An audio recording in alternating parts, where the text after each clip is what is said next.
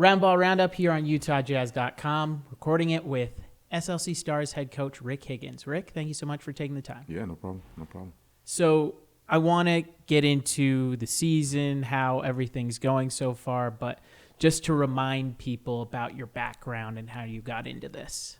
When did you first get the itch to coach? I got the itch pretty early. I have a little brother, plus my dad is a coach. So between those two factors, I got the itch really early as a kid. How did it become a reality to getting an opportunity in the NBA and coaching at this level? Being afforded the opportunity to get into a video room is the number one place it became a reality.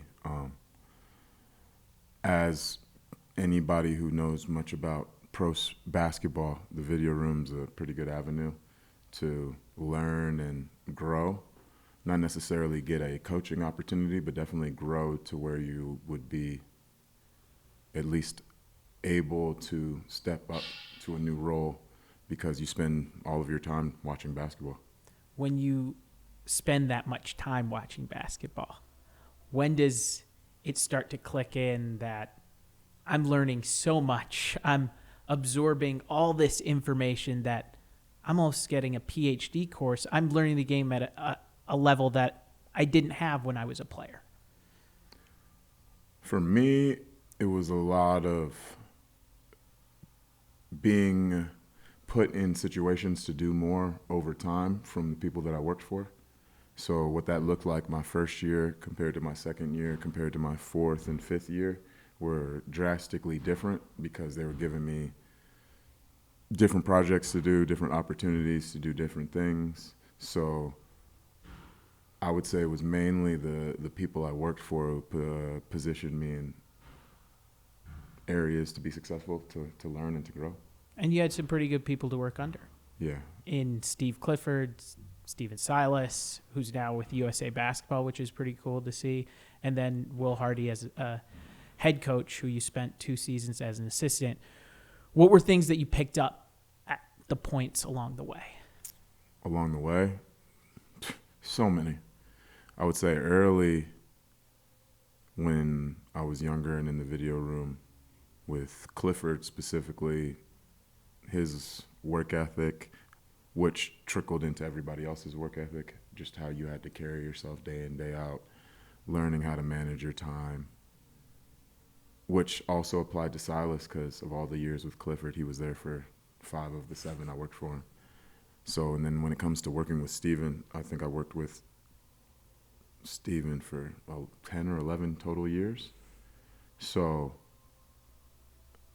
I don't even know if I could quantify all of the different things I've learned from him, if not just from simple things like how to be poised in wild circumstances or how to learn from somebody who knows significantly less than you. Right. And then with Will, so many things. So many things that they're all swirling in my head. But I would say the first thing that always reminds me of Will is being intentional with what I'm trying to accomplish at any given moment. He has put a lot of resources in the G League, seen a lot of successes from assignment players being placed with not only you but coaches before. How have you felt he's valued the G League over this time as being the head coach? He's valued it tremendously. I think the value he puts in it is in direct alignment with just the circumstances of our team and our roster. We're young and growing, and where else can you get minutes built for people to be young and to grow? Mm-hmm. It's the G League. Yeah, exactly. When you look at being a head coach, has anything surprised you so far? I thought I had a temper. I found out it's a little different than I thought. Would you thought you had a bigger temper? You thought it would be more expressive? What was it? I thought it would be smaller. Okay. But it's bigger. It all depends. Does it take, here's a dumb one, Does it take some time getting used to being up all the time? Because as assistant, you can't be standing there the entire time on the sideline. That part was seamless. I think Okay. as weird as it sounds, so far it's been easier to stand than sit. Okay. So far. I don't know if that's going to change or not. Right. When you look at the season so far, I mean, best start in franchise history, the offense, number one in the G League. Looking at how you were able to accomplish an 8-game winning streak, what went into doing that and seeing the team play so well offensively? Playing as a team. Nobody playing thinking about themselves, more thinking about what is the best circumstances for the 5 players on the court. It's human nature. We all flow in and out of doing the right things at all of the time. But during that stretch, I would say our selflessness was at its peak. Is it hard with the assignment players and just the nature of the G League, knowing that the group's going to change every so often? Someone's going to be introduced that hasn't been at practice that morning or hasn't been at shoot-around. How's the difficulty in knowing that's going to happen? I would call it the difficulty for us to this point. Not because of any form of negativity. Right. Or any bad reasons. It's just everyone has to figure out how to fit into a new group dynamic. And the only thing that can fix it is time. So to your question, when it happens last minute, it's always a little bit more jarring and a little bit more difficult to navigate. But that is the job. And selling each and every player on the fact that professional basketball, no matter where it is taking place, is about adjusting to the circumstances is the most important part, in my opinion. How have you seen the assignments for the Jazz onto the Stars and the players that you've gotten? Seems like they've all had chances to get more opportunity, to get ball reps, all opportunities that maybe are more expanded than what they had with the Jazz. I've seen them as trying to get better. I've seen them as having a point to prove. And I see them as young people trying to acclimate themselves to a group of other people. The Stars players are their teammates, but they're new as teammates. So there's a growth curve that we need to work through. And I think that they're doing their best ability, or they're putting in the most intention, the most effort they can to try to make that happen faster than slower, but it's just not simple. Right. I mean, how could it? They're trying to give themselves to 2 teams. I think with the two-way players, too, EJ had to go on a road trip with the Jazz that goes from Boston to Detroit to Minnesota and then comes back with the Stars. He's giving himself at both places. There has to be empathy on both sides of how much he's giving to both groups. 100%. And I would say that kind of showed itself in the difference between EJ's first games with the Stars and EJ's subsequent games with the Stars. How has he gotten better from year to year? Because you saw him a little bit last year with what he was able to contribute. The defensive intensity always stands out, but what has he improved on from year to year? I think this is year 3, if I'm not mistaken. I think from year 1 to year 2, he went from what I perceived as primarily a defender to a very good scorer in year 2. I'd say where he's been growing and being better and better for us is seeing the game not just from a scoring perspective, but from a organizational, a schematic, a commanding the offense perspective. And I think if he continues to do that, he can prove to people why he has the ability to be a good guard in the NBA. When he draws that offensive foul against Jaylen Brown, what is your reaction to that? Seen it before,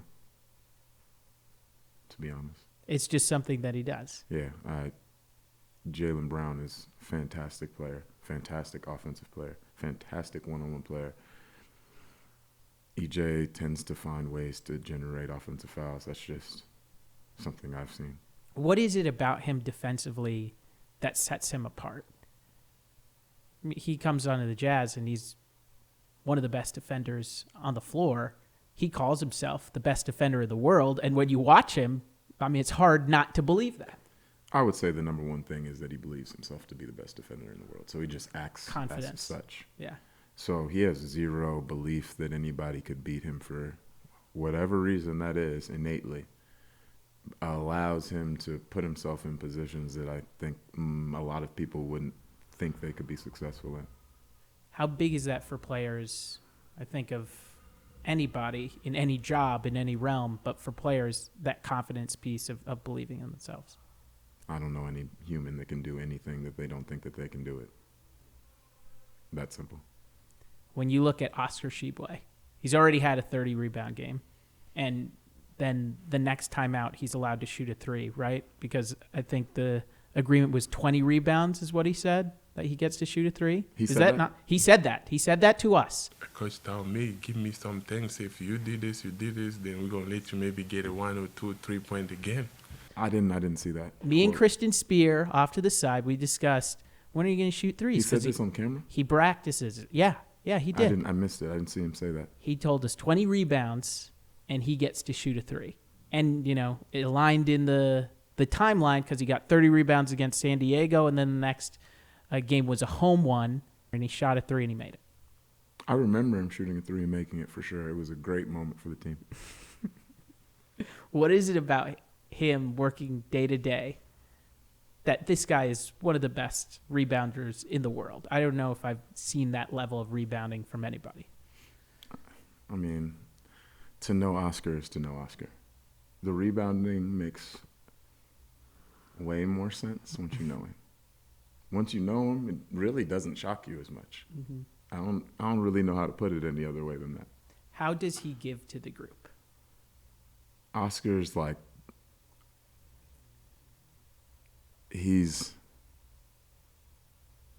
I'm trying to choose the right word. Oscar provides our team conscience. He's the angel on everybody's left shoulder, mm-hmm. keeping us thinking the right things from a positive perspective. Mm-hmm. We see him do chapel before games. We see him. To be around him is to have a smile on your face. For sure. It's refreshing to see that in the NBA, but refreshing to have that in life. And I imagine with all that goes on in G League, it has to help you as a first-year head coach to have somebody like that. Oh, absolutely. On top of already knowing him, getting to spend time with him because he's been a two-way with the Jazz. So there was already a built-in relationship along with EJ. So it was a more seamless transition for our relationship. So having Oscar is great. There's been so many times I just ask Oscar if he wants to talk to the group, and I just get out of the way. And He's the head coach. For the period of time he's You're talking, right. Absolutely. John Tonje's first professional basketball experience, coming from college from Wisconsin, took some moments to get to the level, but once he's gotten there, shooting the ball pretty well. What has stood out about working with John Tonje? That he's just getting better. He's getting more comfortable. He's a rookie. Yeah. And I think people in general, when it comes to professional athletes, tend to forget their life circumstances before you just see them on a basketball court. Like, he's a rookie. You were just saying we've played 12 games. How much better was he supposed to be at a given moment? In his defense. So he's getting better second after second. That's the best way to put it. Shooting 38% from three. Yeah. Pretty good. He's a good player. When you look at someone who you were able to see at the first beginnings of his career in Mo Bamba and know that he has professional basketball experience on a team that's light of it, how important is it to have his voice in the locker room, have him as an example to show that you can make a career of this? Mo's been in the locker rooms and the circumstances that all of our guys are working towards trying to get to. He's made the type of money for pockets of time our guys are working towards trying to get to, and he's working his tail off to get back to. I would say, I once spoke with a shooting coach. I can't remember who he was, but he asked me one time if I'd ever made 103 free throws in a row. And at the time, I was like, no. And he goes, that's because you've never seen somebody do it before. Stand right here. And he proceeded to make 200 free throws in a row. True story. His whole message, seeing somebody do it, makes it seem a lot more achievable. That would be the simplest way to say what Mo provides for everybody. Is it cool to reconnect with him? For sure. I mean, known Mo since his first, well, we'll call it his second day after the draft. So, finally, Hank Morgan, who I think is a really cool story that we should probably highlight even more on the broadcast when we're talking about the team and when he gets into the game. Going from a tryout player to a G League player. How have you seen him join the group and what he's been able to do to get better and to even get to this level coming out of Hamilton College of all places? Hank's gift and his curse. Hank is so incredibly humble that it almost prevented him from seeing that he was as good as he actually is. That is the way I would put it. So from where I see Hank, since like the third day I've known him, he's not really surprising me. He's stepping into believing in himself the way he was supposed to. And so I think getting better mixed with believing in himself more positions him to, I don't really know what Hank's going to look like in a year. Really, really don't. Mm-hmm. Very intrigued to see. Is that scary? It's exciting. It's exciting. I mean, what would be scary about it? I don't know. It's scary, the potential that he has. Yeah, the potential is exciting because I don't see any version of how that's a bad thing. Right. What can he provide the team as the games come thick and fast? Like Showcase is going to come, then the regular season is going to come. Things are going to change. He'll get more opportunity. What can he do when he's on the floor? What can he do when he's on the floor? Yeah. I'm going to give you a cop-out answer. It will highly depend on who he's playing with. Okay. And then, secondly, it would depend on what are the circumstances of the game.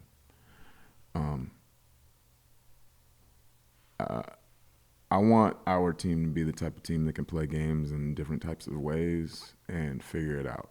Not, this is what we do, and if we can't do it, we don't know what to do. Showcase Cup is coming up. Is there excitement around the group knowing that in Orlando it's an opportunity to play for a really big prize, the Showcase Cup, but also do something that this franchise has done before, back in 2019 when the last time that they were able to make this competition?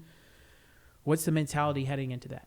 The mentality leaving the building today was that we need to get better every day. That is where our mentality needs to stay. All the rest is a product. Can we talk soccer? I didn't know if you'd want to. I always want to talk soccer. Touche. Has your viewing habits changed being a head coach? Yeah, unfortunately. Because you're a Chelsea fan. And this is something that even when they're playing in the competition during the summer, being judged champions of the world, you know, the big competition that we watched. How do you keep up with them, even when they aren't something that you watch in the morning? You have to change because of the schedule. How do you keep up with the team? What do they call it? I got a widget in my phone. Okay.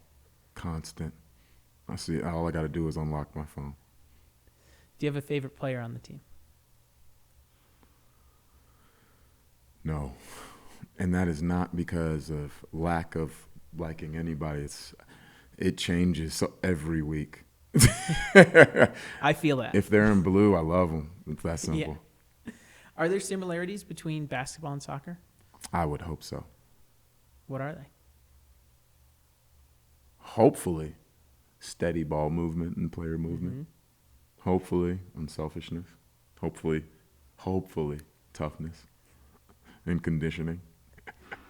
Do you take almost what you watch in soccer into what you do on the basketball floor as a coach? I think I take everything from all aspects of life if I could. Okay. What's one thing that you've grabbed from soccer? From soccer? Yeah. It's easier to pass the ball and move than it is to take the ball somewhere versus a defender. That's pretty basic. Pretty basic. But true. What's the outlook for Chelsea this year? Currently top 4. 2 points ahead of Liverpool. I'll say it.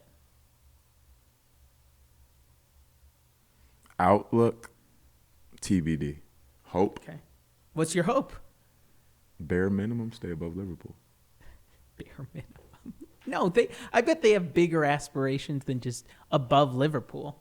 But in a conversation, staring at a Liverpool logo, it's just a simple answer. He's the head coach of the Salt Lake City Stars, Rick Higgins, on Roundball Roundup, a Chelsea fan and someone who will absolutely banter with a Liverpool fan. I appreciate it. Appreciate you.